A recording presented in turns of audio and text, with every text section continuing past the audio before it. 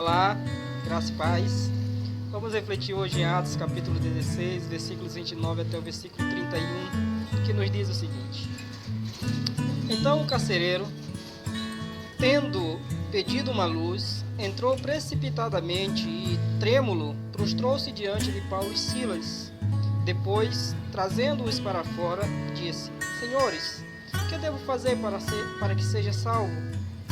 Responderam-lhe: Crê no Senhor Jesus e serás salvo, tu e tua casa.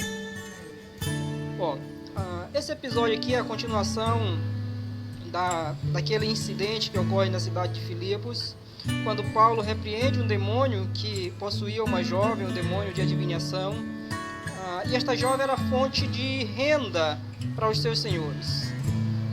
Quando Paulo expulsa então o demônio daquela jovem, cessa a fonte de renda daquelas pessoas, então elas levantam uma rebelião contra Paulo, incitam a multidão contra Paulo e Silas, eles são lançados no cárcere, eles estão presos, eles estão acorrentados, mas ao invés de murmurarem, ao invés de reclamarem de Deus, porque afinal de contas eles foram presos fazendo a obra de Deus, eles estão cantando e orando ao Senhor.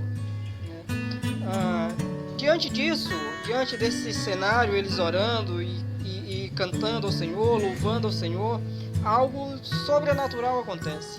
Acontece um grande terremoto que abala as estruturas daquela prisão, as correntes se quebram, as cadeias se abrem e de repente o carcereiro que havia pegado no sono acorda assustado e quando ele percebe que a cadeia está aberta, que as portas estão escancaradas, ele então saca da sua espada e vai atentar contra a sua própria vida.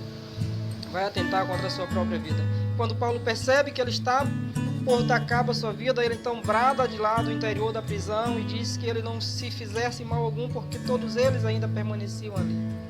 E aí o texto que nós lemos nos diz que esse carcereiro entra correndo na prisão e trêmulo e se prostra diante de Paulo, e ele faz uma pergunta que é a pergunta crucial, que talvez muita gente tenha se perguntado isso durante a história.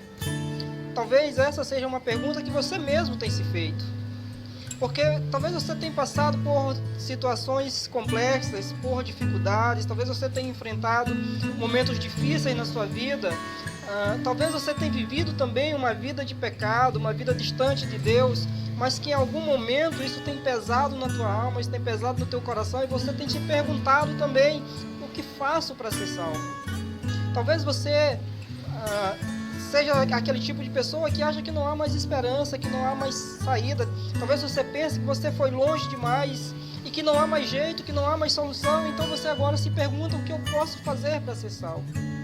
Essa foi a pergunta do carcereiro. O que devo fazer, senhores? O que devo fazer para que seja salvo?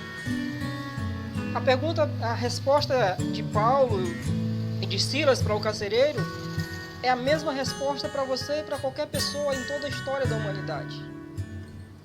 A resposta que trazia a solução ao dilema do carcereiro é a mesma resposta que traz a solução ao seu dilema hoje. Talvez você, assim como ele, está se questionando o que fazer para ser salvo, e a resposta é a mesma: crê no Senhor Jesus. Crê no Senhor Jesus. Essa é a resposta. Não há nada além disso que você possa fazer para que seja salvo. Apenas crê no Senhor Jesus. Então eu quero te dizer que há solução. Talvez você, a exemplo do carcereiro, também esteja no limite, pensando em fazer algo contra si mesmo. Talvez você esteja no seu limite emocional, sobrecarregado, sabe?